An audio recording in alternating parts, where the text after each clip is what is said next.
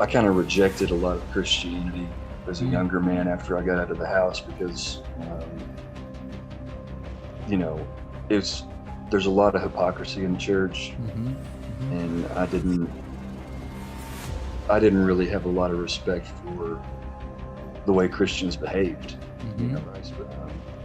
So many Christians who proclaim Christianity don't even live according to what the Bible actually says. So I always hesitate, to just be out there with like, yeah, I'm a Christian, not because I'm ashamed of my faith, but because so many Christians been given a bad name. Yeah, given it such a bad name, man. Like, just easy examples. Make your escape.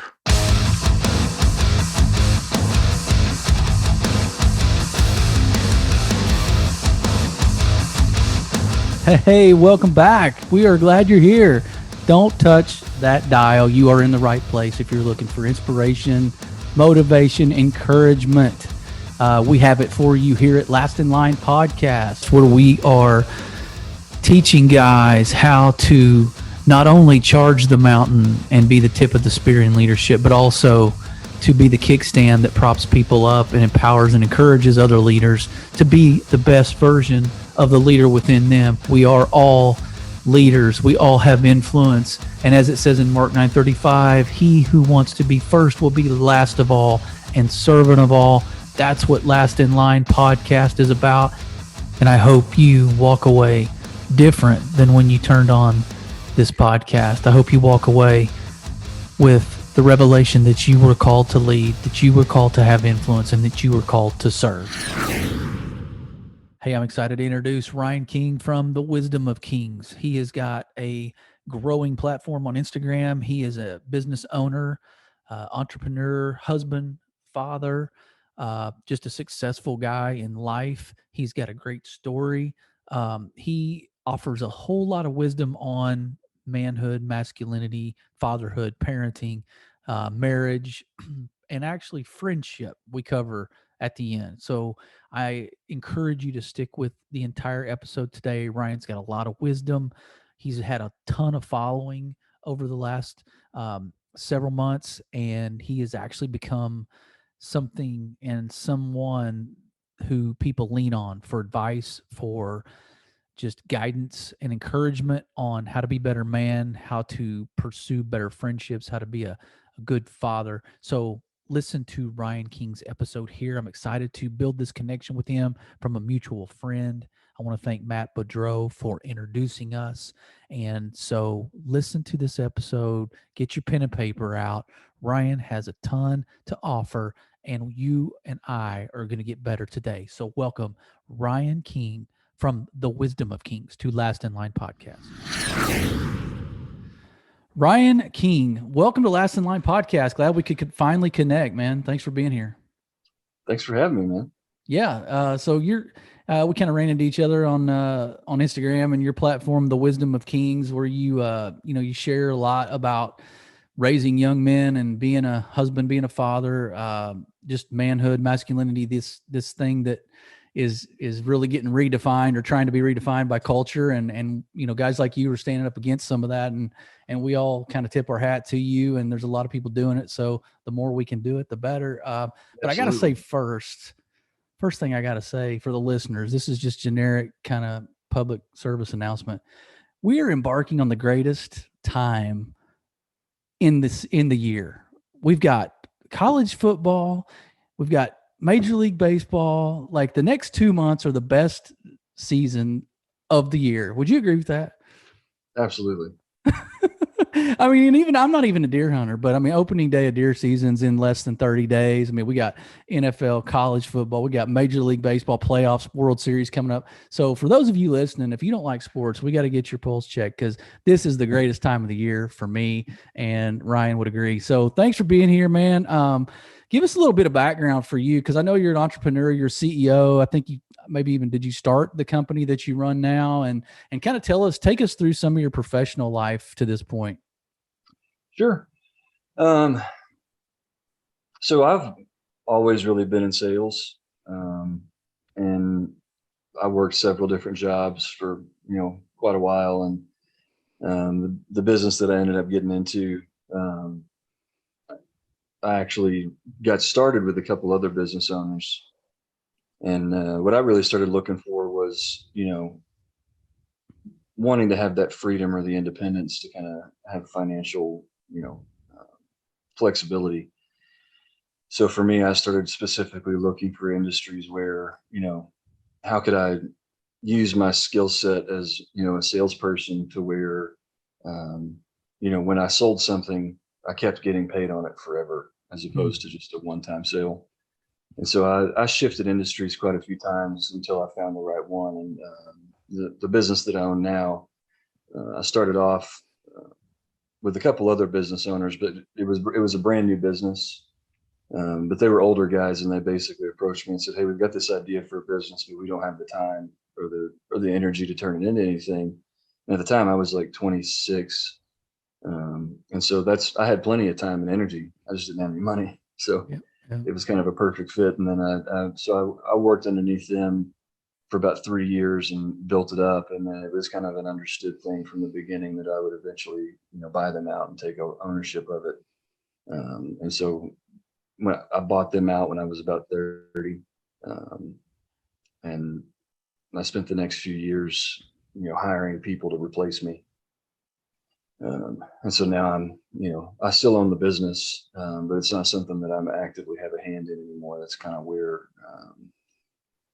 me talking about all these things culturally, I have the capacity and the freedom to do other stuff now that I'm actually interested in and try to make an impact on what's going on in the world, which I feel really fortunate to be able to do because, I feel like a lot of the stuff that I write is pretty common sense for most men out there.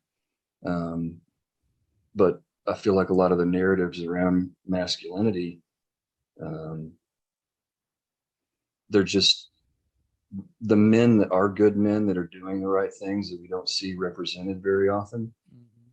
For the most part, all those men are busy. They're busy being dads. They're busy working 9 to 5, and so they don't really have a way to speak up for themselves. All we hear is the negative impressions of manhood, and so I feel like a lot of what I write is really just I try to represent not just myself, but so many of the men that I know in my own life that are being good fathers, that are being good men, that have integrity, that keep their word. But we just don't have most of the men that believe those things and live those things are too busy to speak up for themselves, and Yeah. so that's a lot of what I try to do with my writing is just remind the world that, hey, there's a lot of men out there that, that aren't abusive, that aren't greedy, that aren't selfish, Mm-hmm. they're just busy Yeah. with life. They don't have a way to contribute. So I feel really Yeah. fortunate that my career has enabled me to, given me that capacity as far as, the time and the energy to speak up, not just for me, but for, what's funny about so much of the stuff that I write is I get these really, thankful responses about how, I didn't know men were like this. It's like, Mhm. it feels strange because it's like every man I know is like Yeah. this, You're like, I didn't know they weren't. Yeah. Yeah, exactly. So it's a little strange from that perspective because people attribute certain characteristics to like me personally, and it's like, dude, if I said all this to all the guys I know in real life, they would all be like, "Well, yeah, duh," Right. like it wouldn't even be special, right? So, Yeah. That's um, good. Well, you posted something, I think recently where it kind of showed your journey a little bit in some of the transformation, just from your starter house, I guess, growing up, and then maybe just kind of your physical transformation. You put on like 80 pounds of muscle over the last several years, and so I wonder about your transformation as a man. Like, talk about some of the mentors that you sort of watched growing up, or did you even have that? And how did you even realize what a real man was? Like, what went off in you to decide this is the guy I'm going to represent as far as good quality men who of integrity when I raise my family and how I treat my wife? Like, when did you realize that that was a thing, and how and who were you looking at kind of along the way? it's funny, and that's actually something that I'm about to write about. Um, for me, you asked if I've read a lot of these books behind me. Like um, I had some good role models. My dad was a good role model. I had several coaches that were good role models. I had a boss that was a good role model. But I wouldn't say that they taught me like what it is to like, be a man. Like we didn't have conversations about it or anything. It was just kind of like they were there and they were positive influences. But for me, I remember when I first graduated from college, I just remember having this feeling of like, I have no idea what it is to be a man. Like I'm Mm-hmm. at any point I could get married and have a kid, and all of a sudden I've got a wife that's depending on me and a child that's depending on me, and I have no idea what that means, right? And so Yep. this was in the early 2000s. It was before YouTube. It was before any of this Instagram stuff where we had these influences. Podcasts were barely a thing back then. And so in a lot of ways, I don't really, I feel like I um, just kind of came up with my own version of it for what, I think for me, a lot of it is just like imagination, um, which I think is a really underrated thing that I don't see men encouraging within one another, is like imagination. It sounds like it's childish, but it really is like, if you want to have a vision for your family, you need imagination. If you want to have a vision for your fitness, you got to be able to imagine what that feels like and work toward that goal, And so one of the things that I find unfortunate about modern masculinity is, you've got the cultural attack on it from, the people that want to undermine masculinity in general. But then on the other side, they've kind of boiled that masculinity down to like have money, be jacked, have a cool car, and sleep with as many women as you can. Yep. If you consume any of this masculine content, and I really think we've completely lost the train on what masculinity really is. So when you ask, what are my influences? If you read any history, if you read any fictional stories, if you read any biographies, our ideals of masculinity were pretty much the same up until the Industrial Revolution. Yeah. It was about character, it was about integrity, it was about honor. Like nobody cared what you accomplished if you did it in a way that was sleazy, if you did it in a way that it was dishonorable, and nobody admired those men. Mm-hmm. Whereas now we do, right? And so why is that broken? I think um, we have allowed culture to influence us too without realizing it, to where it's all externals now. It's all Mm-hmm. these external markers of what you've accomplished. Um, and there's no emphasis on the inner work, on character, and people say, oh, well, that's just religion. It's like, yeah, it talks about that in the Bible, but you go back and you read, Plutarch's lives, where he studied the lives of all the ancient Greeks, right? Like Alexander the Great and Yeah. Leonidas and all these guys. Like it sounds like the Bible too. Yeah. It talks about the same stuff. And it's all about character and integrity, and how, having power isn't designed for you to, you know, fulfill your own selfishness, be That's right. tyrannical. Power is something that is a heavy burden because you understand how much your decisions affect those that are relying on you. And Right. we've Yeah. lost so much of this. And I feel like we just have, like snapshots of what a man is, because it's been 100 years, since you go back and you read books about success and money and manhood from like the 1900s. It doesn't even remotely look like what we call success and masculinity in the modern world. And Yeah. I think the decline of, masculinity, it's lost its standing in the world in direct correlation to us separating manhood from virtue. Yeah. The original word and I need to do some research on it to really look into it, but the original word for man in Latin is the word virtus. Hmm. So the word man was synonymous with virtue in the ancient Greek, Hmm. and we've lost that. That's And I feel good. No, I love that. I mean, I didn't realize that. And the title of your platform being the Wisdom of Kings. 95% of my audience are Christian men, and I don't know where you stand. And I'm not talking about church. I'm not talking about religion. I'm talking about guys who follow Jesus, because in your title of your platform, I mean, Wisdom of Kings. I mean, the ultimate king, and being Jesus, he was pretty good model for masculinity. And despite what some people depict him to be, some soft, blonde haired guy, I think he was the total opposite, and he was pretty rugged, pretty rough, and talks about wisdom in the Bible being the beginning of wisdom, being the fear of the Lord. And so I think we've gotten way off center from that. And I don't know you that well, but has your faith played a part in some of the standards and morals and some of the criteria by which you operate? And like, do you have a history of I'm not saying do you have a history of going to church? I'm saying, do you have a history of faith in Christ, and how does that navigated to this point for you? So my parents actually met in church. I played baby Jesus in the Christmas play when I was like 3 months old. So, it's in your blood, man. yeah. And I went to Christian school too, so I was surrounded by it from the time I have no memory of not being in the nursery at church or being in Sunday school or whatever. My experience is a little bit different as far as, I kind of rejected a lot of Christianity as a younger man after I got out of the house because,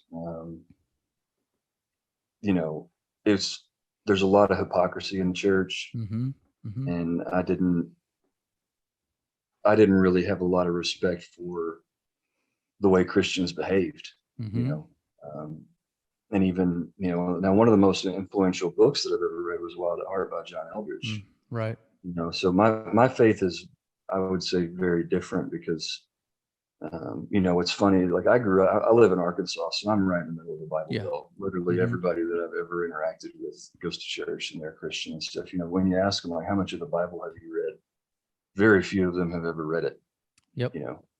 And so for me, it's like, I read the Bible and, I have a relationship with Christ, but, so many Christians who proclaim Christianity don't even live according to what the Bible actually says, so I always hesitate, to just be out there with like, yeah, I'm a Christian, not because I'm ashamed of my faith, but because so many Christians been given a bad name. Yeah. Have given it such a bad name, man. Like, just easy examples. Like, I used to be a server when I was in college, and nobody wanted to work Sundays because church people wouldn't tip. And I worked in 4 different cities all over the South, and it was universal. Christians wouldn't tip because they were being good. They were being good stewards with their money, right? Wow. And it's like, you know what? The drunk pagans on Friday night would tip me way better than the people that were supposed to be generous. Yep. On Sunday, right? And so it's little things like that where, there's a reason why Christianity has been given such a bad name. Yeah. It's not, they're not just fabricating, when the left attacks Christianity, they're not just fabricating that. Like, I have a friend, and I could tell stories like this forever. I have a friend that when he was 12 years old, he had a really bad family life. His dad was really abusive, and he basically, something was going on, and he ran away and ran into a church asking for help, and the receptionist at the front desk kicked him out because his feet were dirty, and he's never set foot in church again. Like, that's the reality of how the church treated people in the 70s and 80s. And so I am a Christian, but even with my own writing, like, I don't attack the left. I confront masculinity and say, here's where we need to step up if we don't want to be labeled like this. And I kind of do the same thing with Christianity. I'm not anti-Christian, but I think that if you're going to proclaim Christianity, you better start doing a much better job of living the way the Bible actually says. Yeah. And yeah. If you look in a lot of, I guess some of the stigma that attaches to the church is the flabby vanilla guy, right? The man that walks in, the flabby vanilla, flabby physically, flabby spiritually, flabby socially, just vanilla, apathetic. And unfortunately that is out there.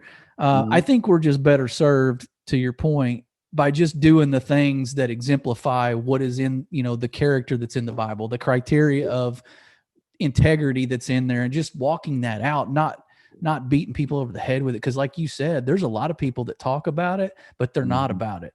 And that's just, people tee that up. The left tees that up. And I guess rightly so, right? Yeah. Usually the people that are the most vocal about it are the most hypocritical, for me, the people that I've had the opportunity to lead to Christ hasn't come from me being like, you're going to hell if you don't listen That's to me right. about Jesus. It's been That's like, right. dude, what's different about your life? You Yep. seem different. You've got something different about you. And then opens that conversation in a way that is authentic, and Yep. you can genuinely share your testimony. We're supposed to be the salt and the light, and even in First Corinthians, Paul's writing to the Corinthians, I think it's at the end of chapter 2, where he says, spiritual things don't make any sense to somebody that's not spiritual yet. Yep. Like if you're talking to somebody that's not a Christian and you try to talk about Jesus, it's not going to make any sense to them. They don't know Yeah. Jesus yet. And so then in chapter 3, he said, that's why I came to you. And when I came to you, I spoke of worldly things because you didn't know Jesus yet. When I talk to spiritual people, I talk spiritually. But when I first came to you, I talked to you like you were like I was of the world because you were of the world. And so that's kind of my, that's kind of driven me towards the way that I approach my content is I don't, rub anybody's face and, hey, I'm a Christian, and if you don't believe this, you're evil. It's like, here's what I believe. And that's given me opened a lot of doors for me with people and there's a lot of people that follow me that aren't Christians, Right. and it appeals to them too. But, Right. the hope is that over time, as I keep exemplifying those things, sooner or later, the Holy Spirit's going to open a door there for me to speak. Absolutely. To speak those things. And I found that to be far more effective, than 100%. 100%. I mean, that moves the needle way more than like you said, standing up and waving the flag and yelling at people. Like, sometimes we do have to speak up, but at the same time, I think it's awesome to sort of present and set the table for someone to be curious. And we do that through what we live and how we love people, and even the ones that don't deserve it. I think that's how we absolutely win more souls is by, I mean, they talk, God, Jesus says, the way they're going to know that you're my disciples is how you love people. Right. And so I think we're far cry from where we need to be in that, and Christians as well. I have this topic I wanted to just throw at you because I've been bouncing around this in my head a lot and trying to get to a sweet spot in the middle or come to some sort of great definition. But talk about confidence and courage. Like, which does one breed the other? Do they intertwine? Like, and even in our, sharing our faith, that could apply here. But I'm talking about as men, really, a lot of guys just aren't confident or they aren't courageous. But does confidence breed courage? The other way around? Talk about that. I mean, we both have kids that play sports. I mean, Sure. This would apply in all facets of life. So have you had any conversations with people like this, or have you thought about these two words and kind of where the line in the sand is, or is there one? I mean, it's hard to have courage if you don't know you're right. Yeah. It's like, what are you going to have courage about if you don't, whether, it's, if you think about courage in battle, right? Like if you don't believe in the country that you're fighting for, why have courage and give your life for it? So I definitely think belief and confidence is a precursor to having courage, because that's what gives you that certainty that what you're doing is worth being courageous about, right? Like, but I have kind of, as far as confidence, I have kind of a contrarian view of confidence. So much of the stuff that I read about how to have confidence is like, go do hard things and overcome it and you'll have confidence. It's like, Right. That's not confidence, that's experience. That's not confidence, right? Like that's like saying, are you confident that you can get up and walk across the room without falling down? No, I know I can do that because I've done it. That's different. Confidence is knowing you're going to do well at something when you have no logical reason to believe that yet. Interesting. Like confidence is irrational. And so like, for instance, like I've never, there's a lot of things that I've never done, right? Like I've never done like martial arts. Okay. But if I decided I want to, I know right now that within a year I would be really, really good at it.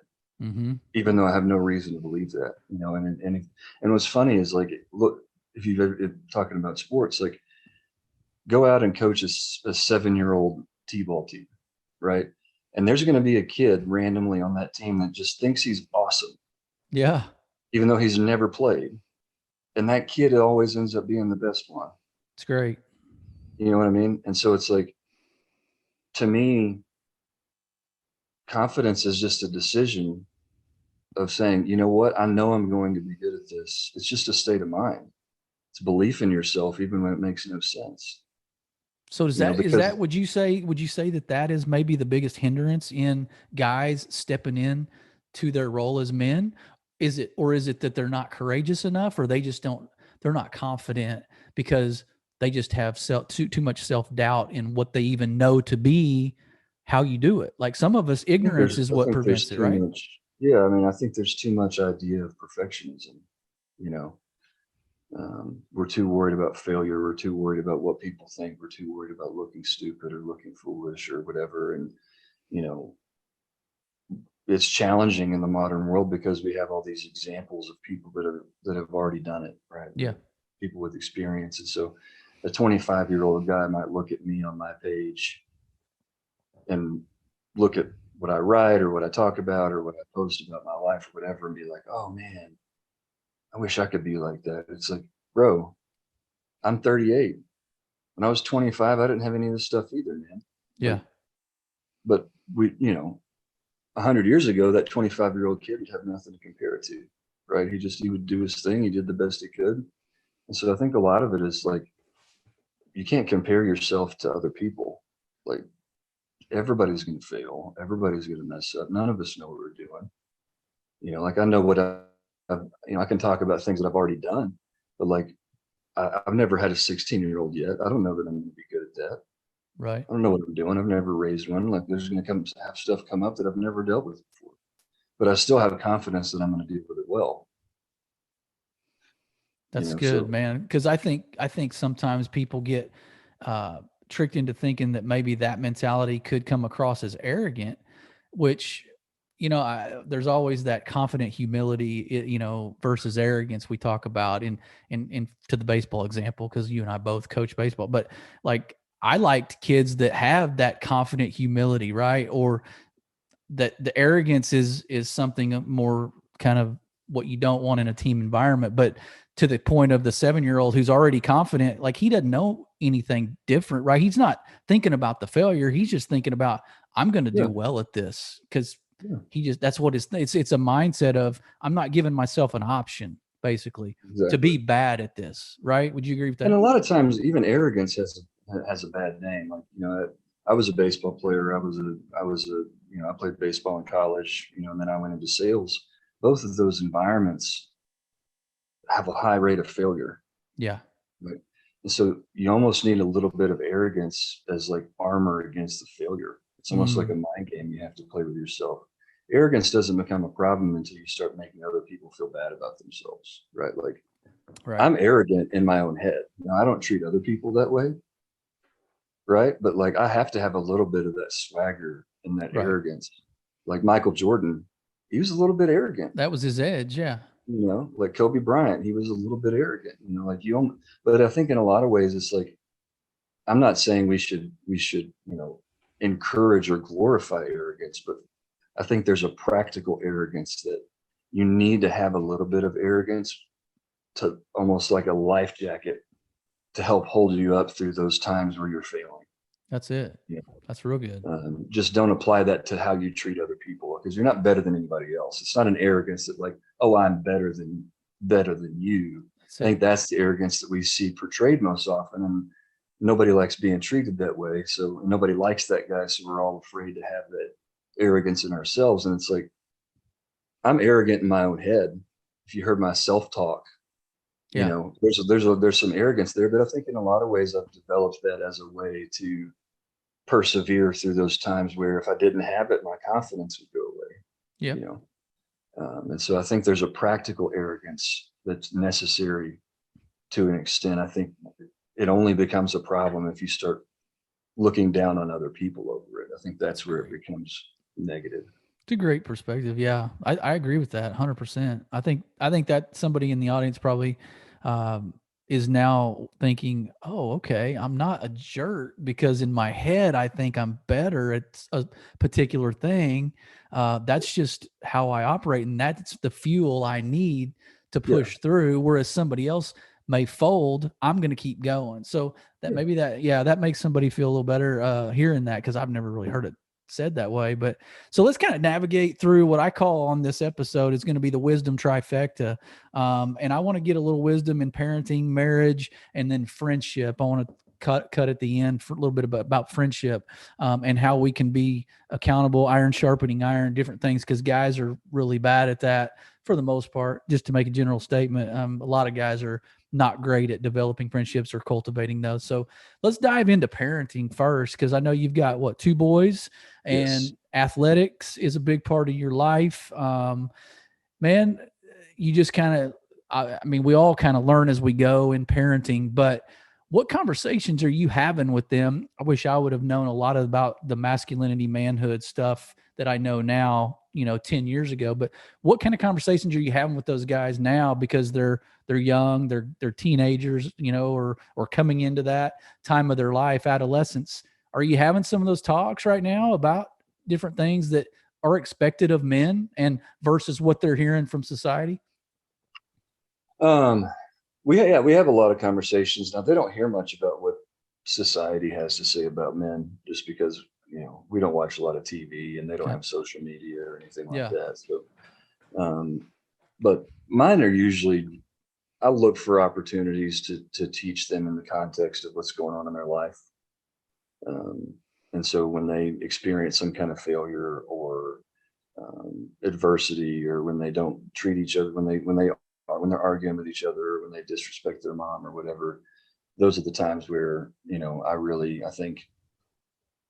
I think the biggest thing I would say is a lot of men are just too passive. It's way easier to just kind of be like, oh, that's not a big deal, and just let them go in their room and play video games or play on their iPad or whatever. And so for me, it's, I have a lot of conversations with them about, performance, about confidence, about dealing with issues, um, standing up against bullies and things like that. I mean, really every opportunity I get, we'll sit down and, probably once a week we'll sit down and talk about stuff. And then, usually 2 or 3 nights a week we'll sit down and we'll read the Bible together, or we'll read a book together, and we'll just kind of talk about it in context of like, here's what your job is going to be as a man. Is someday you're going to be a dad, and you need to understand this. So I mean, yeah, it's a constant thing, but it's one of those things where I usually wait until there's something going on in their life that I can use to teach a life lesson. That way, it's in context. For sure. But yeah, I mean, every opportunity I get, I'm having those conversations with them about how a man handles things. Well, I mean, it's you're ushering them into how to handle adversity by having them play baseball, because we all know, and you said it earlier, a game of failure primarily, and it teaches them how to really control what they can control, and which is their attitude and the effort they put in, and really the other parts, man. If you get wrapped around the axle, you can get down a dark place real quick in a game like baseball. So I would say, I mean, have you learned any hard lessons as a parent? Because there's guys, out there listening right now that probably have kids in that same, I know they do, in that same, 10 to, I don't know, how old are your kids? How old are your boys? 11 and 13. Okay. So that 11 to, in that age, coming into that next one's coming into teenage, the other one's coming up into that driving age. And so, I mean, what are some of the hard lessons you've learned coming through parenting? And have you had to, I don't know if you call your dad and say, what'd you do here? Or what do I do here? Or did you just read a book on it? Or have you had some failures that you've had to kind of pivot on? Oh yeah. I mean, definitely had some major failures. I think the biggest one was, I found myself feeling like I was in a rush. Like I've got to count down, like I've only got influence with them for another 18 years, for 18 Yeah. years. Right. And it's like every chance I got, I was correcting. I was teaching, I was correcting, I was, and it's almost like unintentionally it turned into this thing where they were perceiving it as nothing they did was ever good enough. Right. And I realized, like, first of all, I don't need to be in such a hurry, because if all I ever do is point out what they did wrong, they're never going to want to talk to me, because nobody Right. wants that all the time. And so I had to kind of expand my time frame and say, you know what, is this lesson worth? Because for me, like, the most important things that are going to happen in their life, and when they're going to need me the most, are going to happen after they leave my house. Right. Who they marry, what career they have, how their parenting issues, whatever, right? And so I expanded my time frame to be like, you know what, I don't have to be in a hurry to teach them everything they need to learn before they leave the house, because the unintended consequence of that is that what happens with a lot of dads is they're so obsessed with teaching that every time they make the slightest error, we jump in to try to correct it. And Yep. with very good intentions, the way it's interpreted by them is that nothing they ever do is enough. Yep.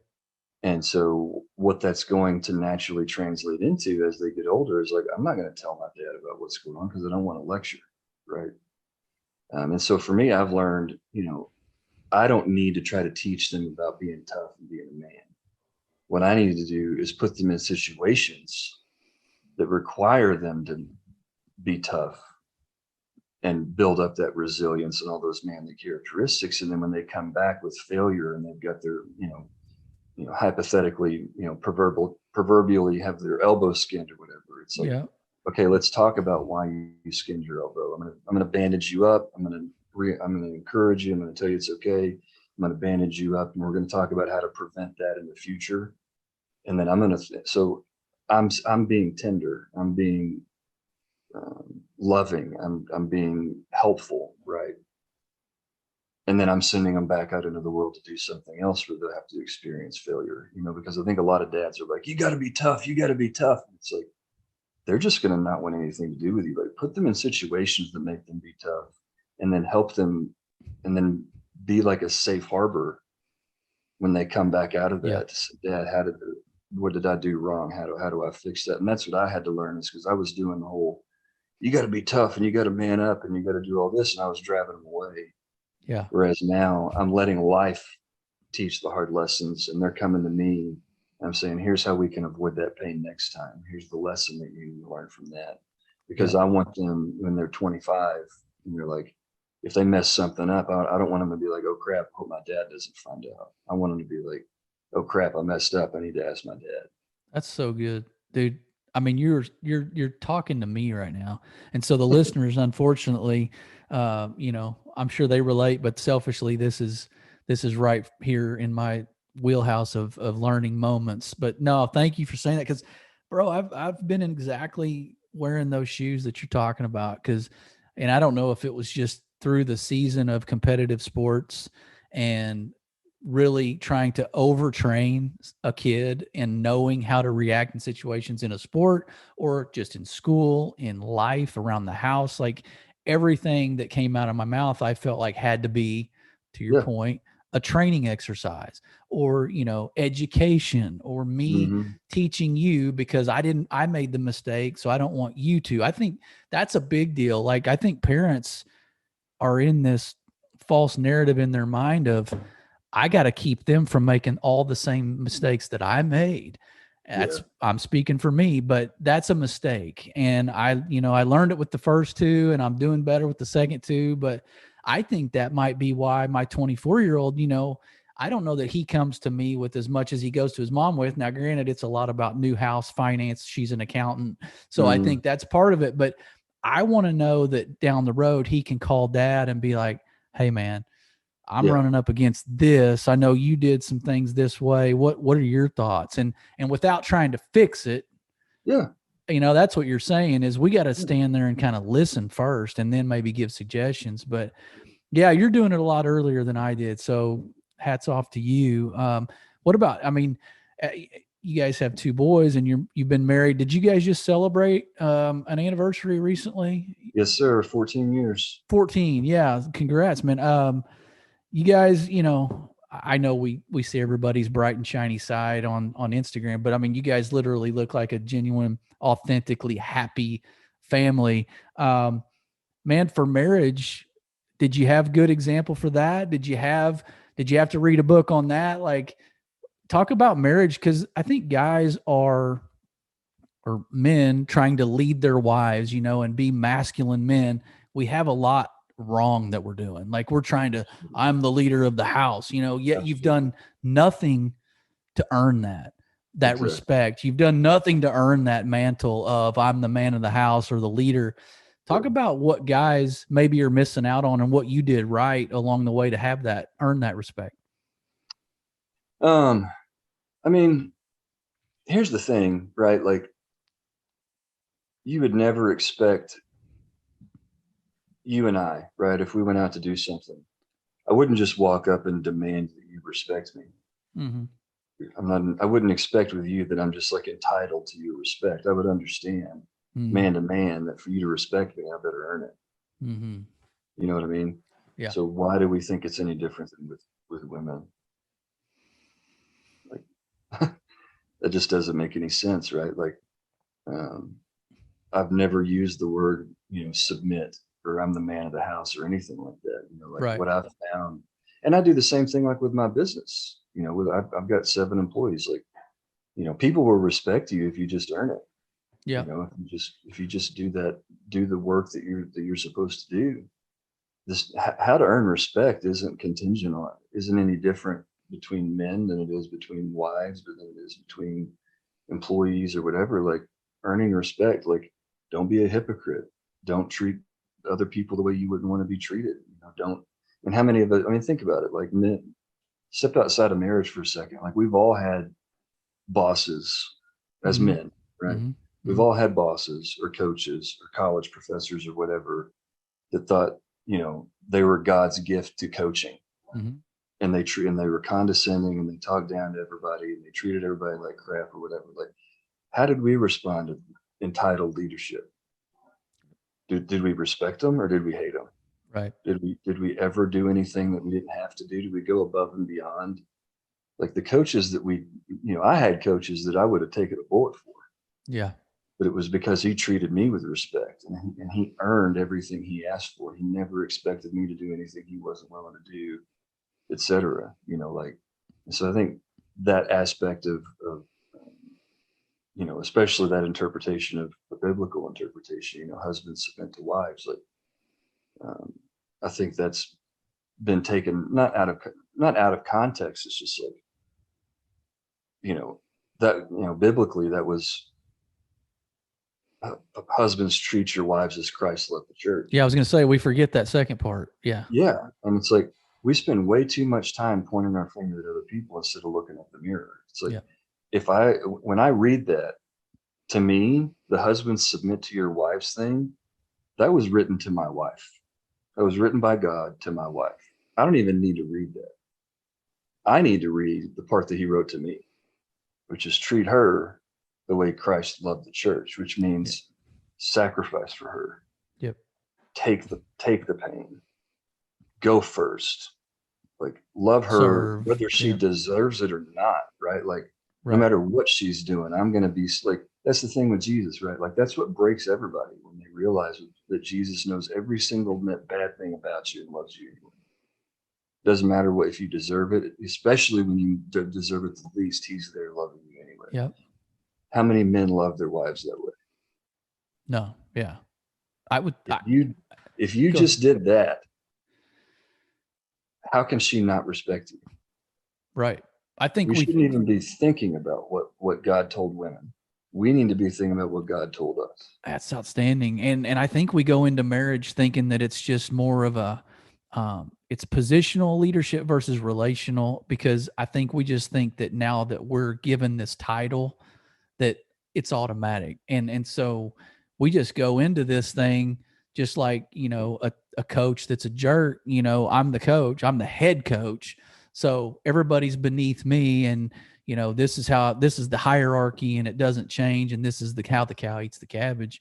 But no, I agree with you, man, because I think relational leadership is alongside, it's not above, and it's together, and it's a team. It's 100% in a marriage. It's not 50-50.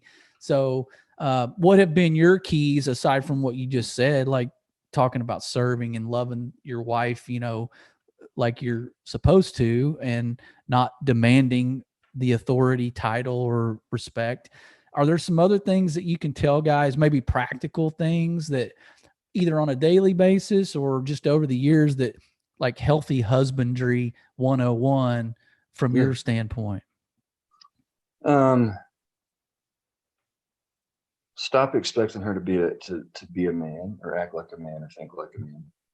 You know, she's going to have a lot of days where, and especially through my exposure with all the women that I talk to on Instagram, like, you know, a lot of men try to answer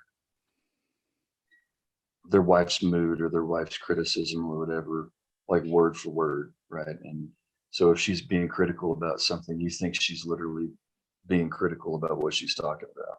Mm-hmm. When in reality, there's usually something else going on that she's upset about. And that's just the thing that it's just like when guys, right? When we've had a bad day at work, how often do we come home and take it out on our family? Right. You know, Right. what I've learned is that 99% of the time, if she's upset with me about something that doesn't make any sense, she knows it doesn't make any sense. Right. She's just upset. And so for me, that's where it comes down to being that leader. Like I envision it as like, you know, we've seen those cliffs like in Scotland, the ocean is just beating itself against those cliffs, right? Like I think too many men become like an ocean and start pushing back instead of just like, just be a rock and handle it and don't take offense to it. You know, don't get defensive and don't react in kind. Just be steady and be a rock and let her get that whatever she's feeling, you know, out of her system, especially if it doesn't make sense. If it doesn't make any sense, it probably isn't about what she's saying it's about. There's probably something deeper going on. And if you're just what I've had to learn, like if I'm just steady and I don't necessarily react, Mm-hmm. and I take that approach of like, I don't know what's going on. I don't understand why the ocean is, you know, out of control right now, but I'm just going to take a breath and be the rock. And it's funny, like an hour later when I do that, when I react, it starts a fight. Because then I give her something to be mad about. I give her anger a target. But if I just am steady, 99% of the time, an hour later, she's like, I'm sorry, I wasn't actually mad at you about that. That's silly. Here's what was really going on. I had a rough day. I'm sorry for taking that out on you. And that's where, you know, having that steadiness, I think, has helped a lot. And then the other thing that I would say is you know, what I've had to really learn is like masculinity needs to be something that needs to be like a persona I put on when I leave the house, when I'm going out into the world to do battle, right? When I come home, those people aren't my enemies. No. They're not they're not a problem I'm trying to solve. You know, when I come home, I need to take that off, put the weapons down, take the armor off, and I need to be tender because what they need from me is tenderness. What they need from me is stability and safety. And I think far too many men get in the mode of like they're at work all day and they're tearing it up. They're at the gym and they're jacked up, lifting weights or whatever, and you've got like you're letting that animal inside. You're letting it out, right? You're letting it breathe. And they come home and they still have that activated, that mode. They're still in like animal mode. And what I had to learn was like in my personal life, man, being that way has done nothing but help me in my personal life, whether it was getting in shape or making money or sports or business or whatever. That primal masculine goal conquering type of mentality was never anything but beneficial to me in my life until I pointed it at my wife and kids and they just wilted. I mean, it was like a laser beam. Like when I pointed it at my goals, it destroyed everything in my path in a good way. But that was a really difficult transition mentally for me that I made only maybe like 3 or 4 years ago. Right. So for years I was way too harsh. And so it was a weird thing for me to realize, like, how is this thing that has only ever helped me in my personal life so damaging to my wife and kids? And I realized like I had to really shift my perspective, you know, man, my approval or disapproval weighs heavily on my sons, Yep. heavily on my sons, Yeah. Yeah. and my wife. And so that's the thing I've had to learn is really embrace tenderness. Yeah. at That's good. That's good. I mean, we get kind of sucked into this mentality, at least early on in marriage, and mine went a little longer than it should have, but this locker room talk, because there are, we do consider them our best friend. And then we grew up around dudes that we talked a certain way and we react a certain way, and it just works, right? Because there's a Yeah, lot of things that I've said to my wife that if she'd have said to me would have never fazed me. And exactly. you have to Oh learn that man. it's Yeah. not the same, right? It's not the same. And when the Bible talks about, that the female the woman's a weaker vessel, it doesn't mean inferior or inadequate or beneath. It just means there's a different side that we can communicate, that we have to communicate differently, treat them differently. They're more, I guess, vulnerable emotionally, obviously. And so, yeah, guys, man, if you're listening, you Well, can't. the Yeah, go best ahead. example I have for that is, a friend of mine has two boys that are the same age as mine, but then they had a girl like 4 or 5 years later. Um, and man, from the time that little girl was 3 years old, like he would try to parent her the way he parented his sons, where he would Oof. like raise his voice and get on them. And he told me like, I mean, he was like he's a manly dude, but he like teared up when he was talking about like how much easily her feelings are hurt, like how Oh much yeah. harder she takes it when he expresses disapproval with her, Oh yeah. right? Like it really, really, like she'll cry for hours if she disappoints daddy, Mm-hmm. And so, that whole idea of the weaker vessel, I think a good interpretation of that is that, you know, it's almost like, think of it like a crab, like a king crab versus like a snow crab, right? Like they just don't have that exterior shield that's as unbreakable, you Right. know, as a man's would be. They're more easily injured, they're more easily hurt. Yep. And I think as a man, it's really important if you really want. And that's the thing, right? Like we talk about men need to provide safety. Well, we think about that in terms of if somebody breaks in the house, Yep. I'm gonna defend her, right? And every man would do that.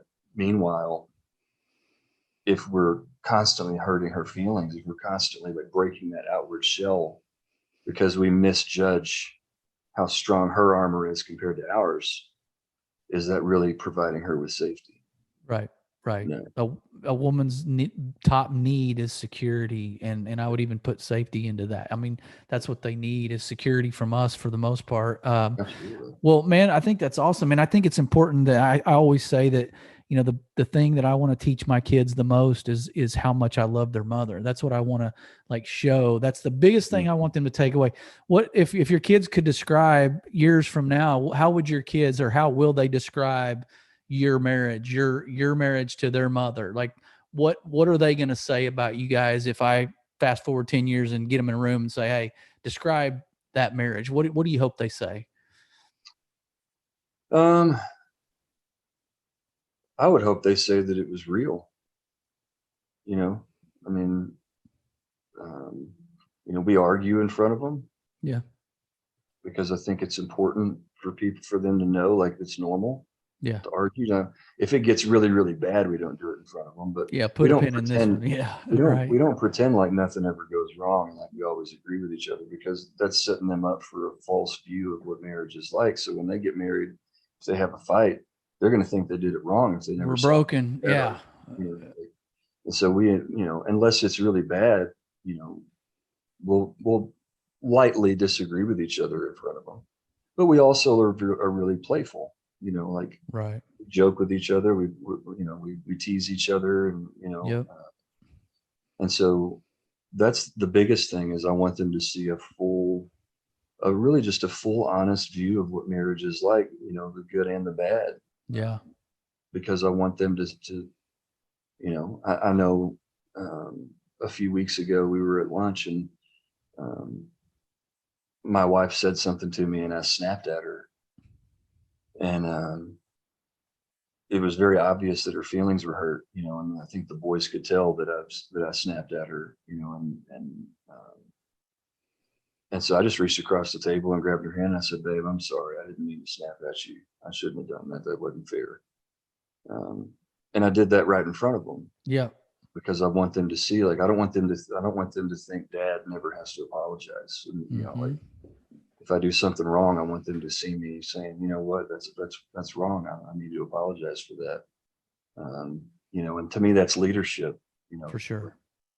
um, you know, showing them what to do when you mess up is just as important, you know, if not more important. 100%, man. 100%. All right. So in this last part here, you got maybe one or two more questions for you, or just kind of let you flow on this topic. But for the guys listening, give us one or two things that have worked for you, or things you're working on when it comes to creating that band of brothers, or earning the trust and having like a mutual accountability with guys that you can call, you know, the 2 a.m. friend versus the 2 p.m. friend, that kind of thing. You know, let me, you know, help us understand what we can do to cultivate some of that in our life. Cause we're all, a lot of us don't pick up the phone. You know, that guy doesn't have time for my crap. You know, we don't want to bother people. We're busy. We're all busy. Just figure it out. How have you gotten over some of that? And do you have that circle of dudes that you can call? I've gotten those fairly recently through the connections I've made on Instagram. You know, the first thing I would say is, you know, like you said, right? Like when we're going through something, we think, oh, that guy's busy or whatever, and we talk ourselves out of asking for help from another guy. But let's just flip that around, right? Like if I was going through something and I called you, Yeah. we don't even know each other that well, Right. right? But if for some reason you were the guy that came to mind a week from now and I'm struggling with something and I called Yep. you, would you think, God, what a pain in the ass? No, no. No, you'd be honored, right? Like you'd Right. be happy to help me out. You know, Right. and we don't even know each other that well, right? Like it's 100%. first of all, I think that lie that we have in our head is from the enemy.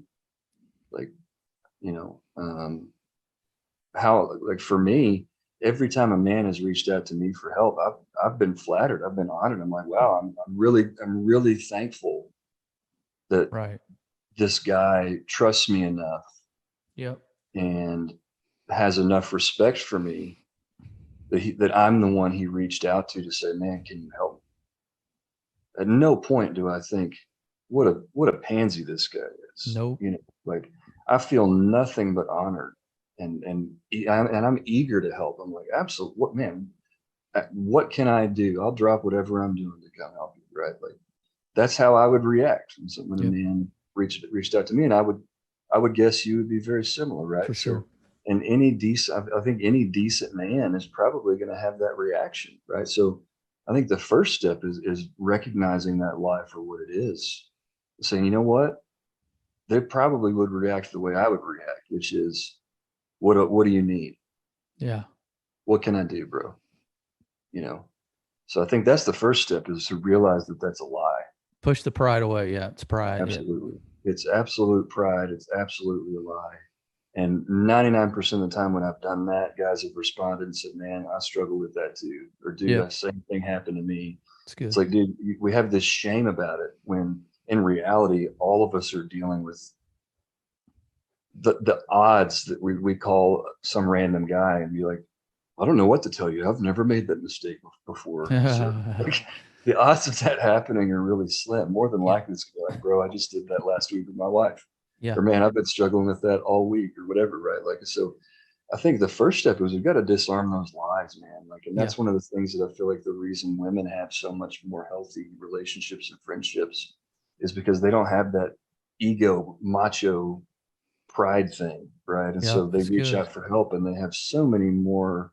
It's I mean, good. women have so much. I mean, if you look at the statistics, like women are so much more fulfilled by their friendships. And like very few women feel like they're isolated, like they don't have any friends, they don't have anybody they can talk to, right? Because Right.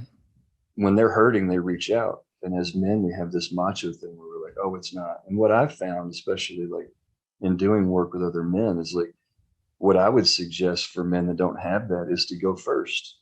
If you're struggling with something, like bring it up to a man and say, man, I'm Yeah. having a hard time with this. Go first, put yourself out there, have that courage to admit that you don't know everything. Yeah. And what I've found in my life is that as soon as I open my mouth and I say, man, I'm really struggling with this, or I'm really discouraged lately, or whatever. I mean, it's like the air leaves the room and every guy is like, oh, I'm so glad Yeah. you brought this up. I've been struggling with this too. It's like once one guy goes, it's like the rest of the room gets permission. Yeah. And like all of a sudden, every guy has issues that he's been holding in for years. He's like, oh, I can finally talk about this, you know? Yeah. And they're all going through the same, chances are there's at least one or two others going through the same thing you are. Absolutely. Yeah. Absolutely. And so I think we've got to let that macho, you know, and even then, like, man, you go back and I was reading the biography of Teddy Roosevelt, right? Like from, you know, early 1900s, like you go back and read the letters he wrote to his college buddies and stuff. Like they talked about this stuff, this whole macho thing of like John Wayne, you know, Lone Ranger type, you know, figure everything out for yourself. Like that's very much a modern cultural narrative that does not hold weight. There's no precedent for that preceding the 1900s. Okay. Men used to talk about this stuff. Interesting. And have close friendships. And like this is very much like culturally influenced. Like, oh, men don't need any help. Like, bro, I need help. That's crazy. I don't know about you, but I certainly do.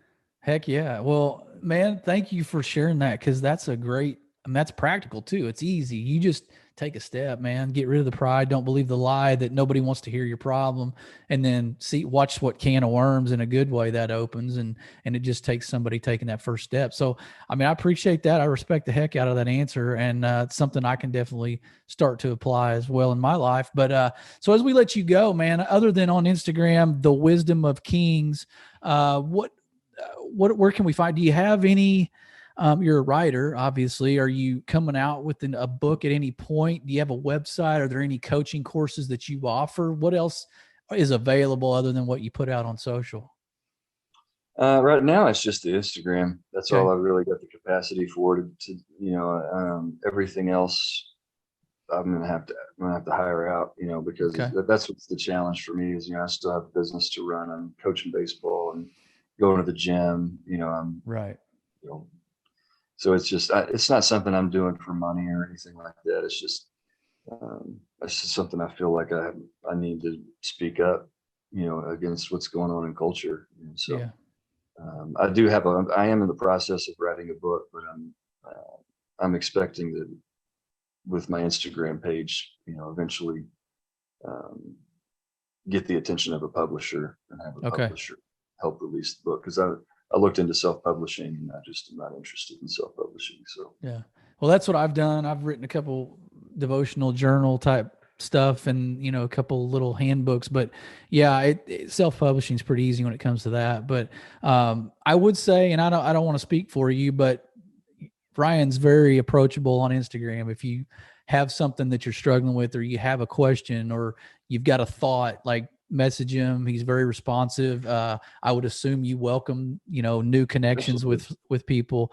I appreciate, we had a mutual friend connect us. I appreciate you coming on a football Saturday, man. And I appreciate you making time for us. Great wisdom from the Wisdom of Kings founder. So guys, that was a wisdom trifecta for you. Parenting, marriage, and friendship. It was great. It was straight from a guy who knows a lot about it. So with that, he's been Ryan King. We've been Last in Line. Be blessed. Make your escape.